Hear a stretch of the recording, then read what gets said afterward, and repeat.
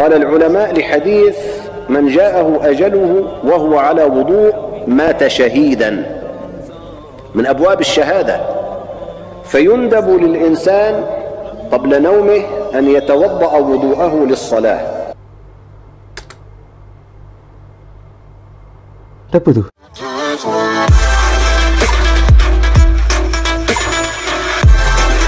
Assalamualaikum warahmatullahi ta'ala wabarakatuh. Ahlan wa sahlan wa marhaban bikum. La'allakum bil khair insya-Allah.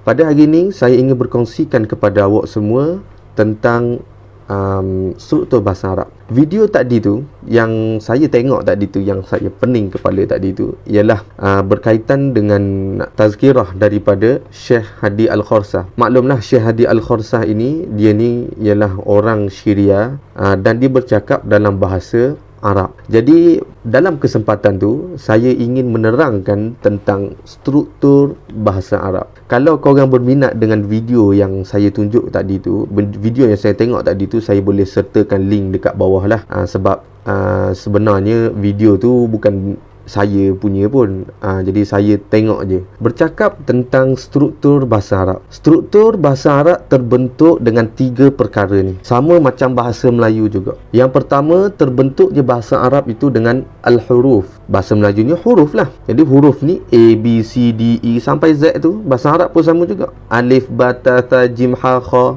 Itu struktur yang pertama, terbentuknya bahasa Arab dengan al-huruf, adanya huruf. Yang kedua, struktur bahasa Arab iaitu al-kalimatu, yang membawa maksud perkataan. Apa tu perkataan? Perkataan itu ialah terbentuk dengan gabungan huruf-huruf dan membawa makna. Contohnya macam bola lah. Bola kan satu perkataan. Terbentuknya perkataan bola daripada gabungan huruf-huruf B, O, L, A. Terbentuknya perkataan tu daripada B, O, L, A. Sama lah macam bahasa Arab pun. Kurratun. Kurratun dalam bahasa Melayunya bola yang saya sebut tadi itulah.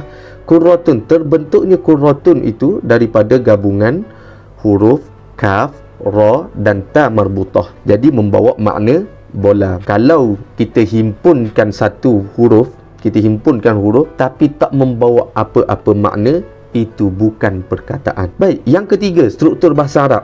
Yang ketiga struktur bahasa Arab iaitu al-kalamu. Apa itu al-kalam? Al-kalam iaitu ayat. Terbentuknya ayat itu daripada gabungan perkataan-perkataan. Daripada satu perkataan, 2 perkataan, 3 perkataan dan sehinggalah beberapa pun. Yang pentingnya menjadi ayat. Ada syarat-syaratnya. Antara syarat-syaratnya mestilah ianya memberi faham. Kalau dalam matan Al-Jurumiyah, al-kalamu huwa al-lafzu al-murakkabu al-mufidu bil-wad'i. Al-kalamu, ayat, huwa al-lafzu, iaitu satu lafaz.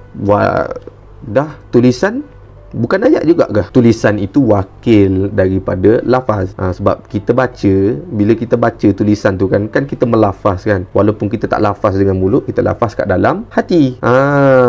Jadi perkataan tulisan tu ialah wakil daripada lafaz. Sambung tadi, al-kalamu, ayat tu, huwa adalah al-lafzu, satu lafaz. Al-kalamu huwa al-lafzu al-murakkabu, yang tersusun, yang terhimpun. Antara perkataan-perkataan tu dia terhimpun sekali. Al-murakkabu al-mufidu, yang memberi faedah. Maksud memberi faedah sini memberi manfaat lah, memberi faham. Kita himpunkan antara satu perkataan dan satu perkataan, dan satu perkataan lagi menjadi ayat, dan dia memberi faedah, memberi faham. Contohnya macam perkataan bola tadi tu. Kita gabungkan perkataan bola dengan tiang gol. Apa jadi? Bola, tiang gol. Bola, tiang gol. Apa tu? Bola, tiang gol. Tak ada manfaat, tak faham apa pun. Yang kita tahu bola, tiang gol. Apa bola, tiang gol? Aku tak tahu aku nak sebut apa. Jadi dia mestilah memberi faedah, memberi faham. Patut dia sebut, saya sepak bola masuk dalam, tak masuk, kena tiang gol. Tu dia.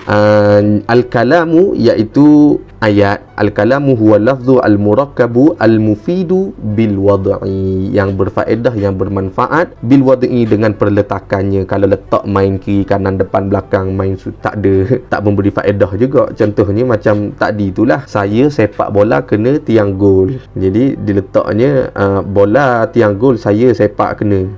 tak tersusun kan. Jadi dia mestilah dalam keadaan tersusun. Dalam bahasa Arab pun dia ada susunan dia juga. Contoh kalau fa'il mesti fa'il kena ada fa'il, kalau mubtada kena ada khabar dan sebagainya. Itu ialah struktur bahasa Arab. Seterusnya saya nak cerita sikit, saya nak cerita tentang ilmu yang berkaitan ataupun tentang ilmu yang membahaskan tentang struktur bahasa Arab. Ilmu yang membahaskan tentang struktur bahasa Arab. Sebab kebiasaannya bila orang nak belajar bahasa Arab ni, dia orang akan keliru, tak tahu nak mula daripada mana. So dia orang main serbu je lah sekali, dia orang separuh jalan dia, lepas tu berhenti tak belajar habis. Jadi rugi.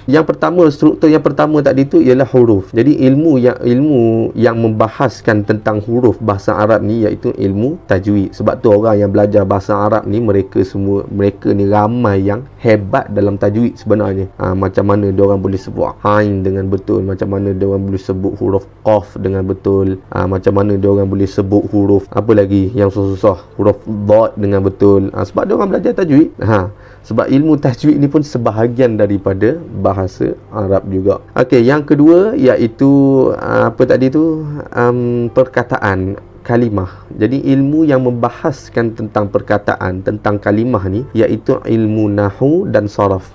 Sini orang banyak gagal ni. Sini orang banyak pening kepala ni bila dia masuk belajar dia belajar bahasa Arab, dia kata saya nak belajar bahasa Arab tapi saya tak nak belajar nahwu saraf. Macam mana tu? Sedangkan ilmu nahwu saraf ni iaitu ilmu yang membahaskan tentang perkataan tadi tu. Contohnya perkataan bola. Perkataan bola tu apa dia sebenarnya? Posisi dia dalam ayat tadi tu dia sebagai apa? Itu ialah ilmu nahwu. Okey, ilmu nahwu dan ilmu saraf. Yang ketiga iaitu ayat ataupun al-kalam. Jadi ilmu yang membahaskan tentang ayat ni iaitu ilmu balaghah, termasuklah dalam dia mantik dan sebagainya. Okey, dia membahaskan tentang ayat tu. Cuma nak ceritanya yang tentang ilmu tadi itulah. Tajwid membahaskan huruf, ilmu tajwid membahaskan huruf, ilmu nahwu dan saraf membahaskan kalimah, ilmu balaghah membahaskan kalam, ayat. Okey, baik. Itulah sedikit sebanyak tentang struktur dalam bahasa Arab. Jadi, kenapa kita belajar bahasa Arab ni? Kita belajar bahasa Arab kerana kita nak mengenal Al-Quran. Kita nak mengenal Nabi. Kita nak faham apa yang Nabi bagi tahu. Kita dak dengar orang baca hadis, innamal a'malu binniyat sampai habis. Kita dak dengar orang baca Quran, kita pun dak baca Quran, tapi kita faham ke tidak? Itulah sebenarnya tujuan kita nak belajar bahasa Arab. Kalau awak belajar bahasa Arab kerana tujuan yang saya sebut tadi tu, maka bersesuaianlah ataupun memang patutlah awak belajar ilmu yang saya sebut tadi tu. Ilmu tajwid, ilmu nahwu saraf dan juga ilmu balaghah. Kuasai 3 ilmu ni, insya-Allah awak boleh kuasai Al-Quran. Maksud kuasai Al-Quran, awak boleh faham Al-Quran, awak boleh faham hadis dan yang lain-lain lagi. Tapi kalau awak belajar bahasa Arab kerana nak komunikasi, maksudnya awak nak bercakap lah, nak jumpa dengan orang, nak berkenalan, contohnya nak bersosial bagai, saya sarankan awak cari kaedah yang lain, tambahkan lagi dengan kaedah yang lain. 3 ilmu yang saya sebut tadi tu ialah ilmu untuk awak mahir dalam faham Al-Quran dan juga faham hadis. Adapun untuk awak berkomunikasi dengan orang Arab, awak kena cari bahan-bahan yang lain lah. Korang kena cari bahan-bahan yang lain. Mungkin korang kena cari perbualan, korang kena tengok dialog, dialog sesama orang Arab. Moga-moga bermanfaat video yang saya buat ni. InsyaAllah pada masa akan datang kita akan bertemu kembali. Wabillahi taufiq wal hidayah. Wassalamualaikum warahmatullahi ta'ala wabarakatuh.